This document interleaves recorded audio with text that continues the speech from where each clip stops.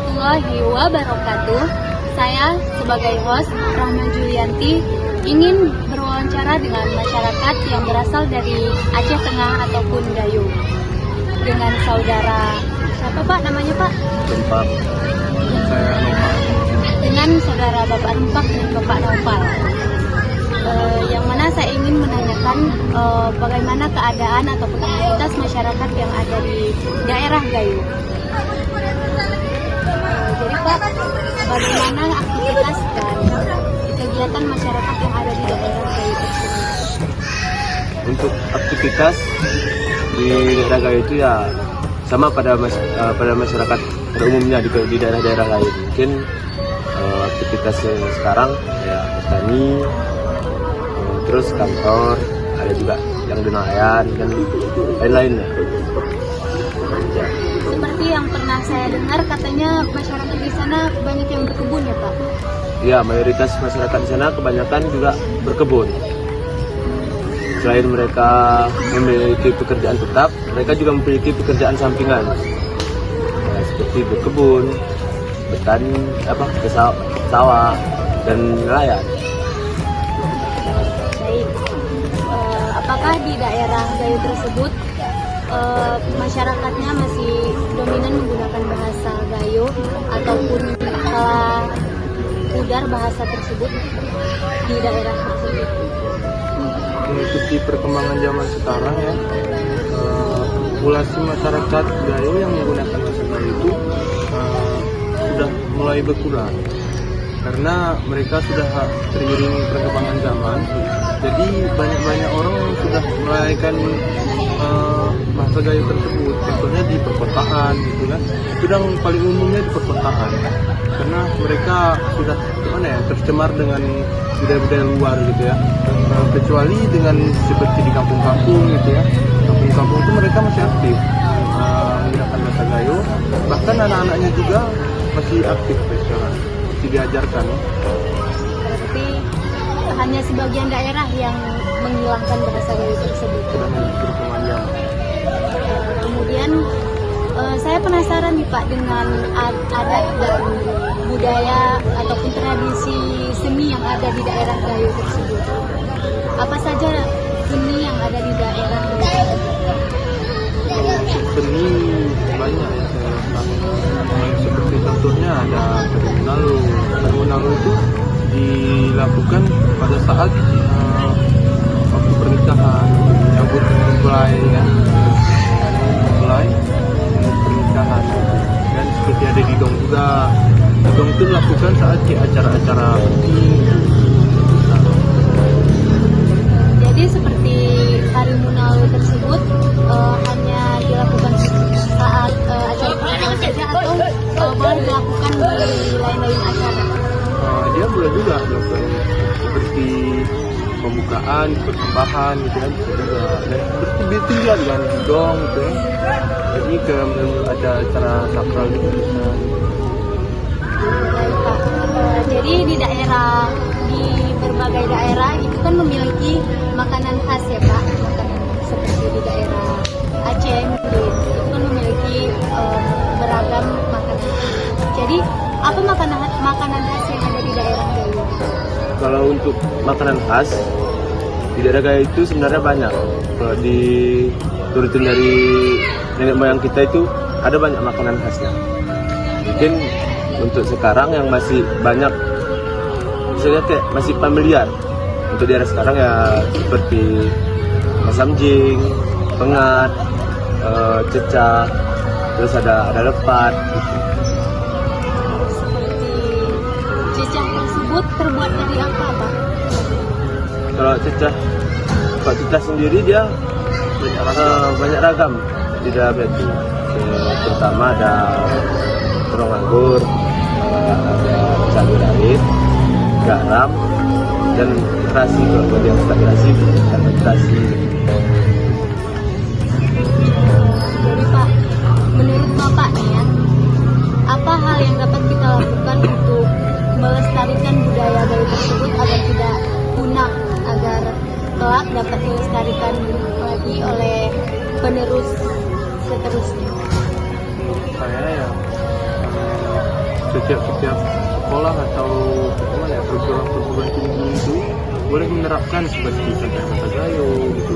Mereka mengajarkan budaya gitu. Jadi budaya itu dan tetap tidak punah ya, tetap terlestarikan. Karena seiring berjalannya waktu dari perkembangan zaman, budaya tersebut Tidak hilang. Kalau nggak kita sendiri yang menjaga, siapa lagi ya? Jadi Pak, saya pernah mendengar tentang pernikahan di Gayo yang mungkin bukan di daerah tersebut yang saya dengar itu. Ada saya dengar bahwa pernikahan di Gayo itu ada mempelai laki-laki dan perempuan itu ada yang diarahkan pakai kuda. Apakah bagaimana tentang budaya tersebut? Mungkin kalau itu tadi tentang pertanyaan itu, untuk era sekarang mungkin udah jarang digunakan mempelai diarak pakai kuda, itu udah jarang. Mungkin kalau dari nenek moyang kita dulu mereka masih menerapkan tradisi itu, tapi kok di era sekarang kan mungkin jaraknya jauh ya, mungkin sebagian jarak dari mempelai pria ke mempelai wanita itu jauh. Jadi kan di era sekarang gimana kayak gitu kita pakai kuda, kecuali mungkin di era kita dulu mungkin kendaraan pun nggak ada. Jadi berarti pernikahan di Gayo sudah tidak menggunakan budaya yang diterapkan di zaman dahulu ya Pak. Sudah lebih ke budaya modern lah ya. Kalau untuk sebagian besarnya masih, tapi kalau yang menggunakan itu udah mungkin jarang, mungkin ada 1-2 gitu ya. Tapi kalau yang masih udah ada adat yang lainnya, mereka masih berpegang teguh. Gitu. Contohnya kira apa ya? Sembunyi ya. Berumi. Berarti hanya sebagian adatnya yang tidak dapat memang betul-betul tidak dapat dilakukan lagi seperti diarak pakai kuda tadi kan mungkin jaraknya terlalu jauh ya Pak. Baik, kemudian saya pernah jalan-jalan ke daerah Gayo dan saya mendapati di situ ada acara pacuan kuda. Bagaimana acara tersebut? Maksudnya mengapa acara tersebut dilakukan? Untuk apa acara tersebut? Mungkin acara pacuan kuda itu sendiri dilakukan untuk ulang tahun daerah gitu. sudah dilaksanakan dari turun-temurun ya, dari masa penjajahan juga. Masa penjajahan nggak ada. Mungkin untuk pacu kuda sekarang udah ke ranah modern. Sebenarnya kalau dulu tuh cukup kuat juga nilai tradisinya di pacuan kuda. Karena mungkin sekarang seiring perkembangannya zaman ya, udah ke era modern lagi pacuan kuda juga. Jadi nggak nampak lagi nilai tradisinya di dalam pacu kuda. Pak, seperti pernikahan tadi kan, seperti di daerah Aceh mungkin mempelai perempuan itu tidak langsung dibawa oleh mempelai laki-laki ke rumahnya. Lalu bagaimana di daerah Gayo? Apakah sama dengan di Aceh ataupun berbeda ataupun bagaimana? Kalau untuk itu sebenarnya pada umumnya sama aja. Adatnya aja mungkin yang beda-beda. Kalau di sana, kalau di sini tadi kan di Aceh sendiri mungkin kayak dibilang tadi sebulan ya di rumah mempelai pria, lalu diantar lagi ke mempelai wanita gitu. Kalau di sana mungkin ada namanya makro 4 ini, gitu. Jadi mungkin udah 4 hari di rumah mempelai pria, nanti keluarga si laki ini tadi datang lagi untuk menjalin silaturahmi antara sesama wali gitu.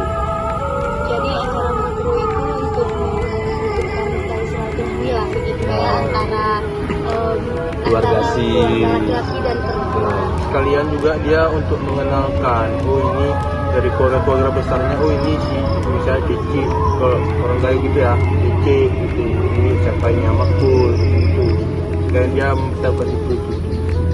arti daripada mahkero itu apa Pak? Itu kan dari bahasa daerah Gayo ya Pak ya. Mungkin di bahasa Indonesianya apa sih? Sebenarnya kalau arti makro itu kalau diartikan langsung ya, itu kan bawa isi, tapi dia berbeda dengan bukan berarti itu makro, jadi bukan bawa nasi maknanya. Jadi dia seperti gimana ya? Ada nilai ininya lagi, nilai tersendirinya lagi. Sudah budaya lah Ya. Pak ya, dan terus dilakukan.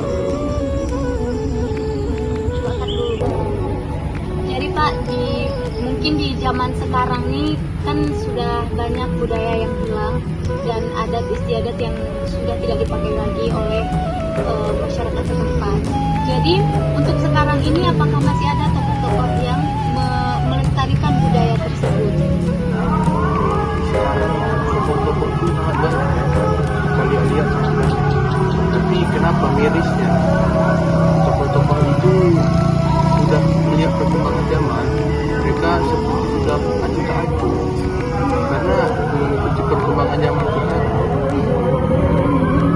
Anak-anak sekarang dia lebih mengikuti perkembangan zaman, lebih tertarik mereka mengikuti perkembangan zaman daripada mereka belajar budaya. Salah saya ya, walaupun kita bukan tokoh, marilah kita mengajak semuanya gitu mengenalkan budaya-budaya Gayo biar nggak punah. Mungkin hanya itu yang saya kenal atas waktu Bapak dan Bapak Iqbal. Assalamualaikum warahmatullahi wabarakatuh.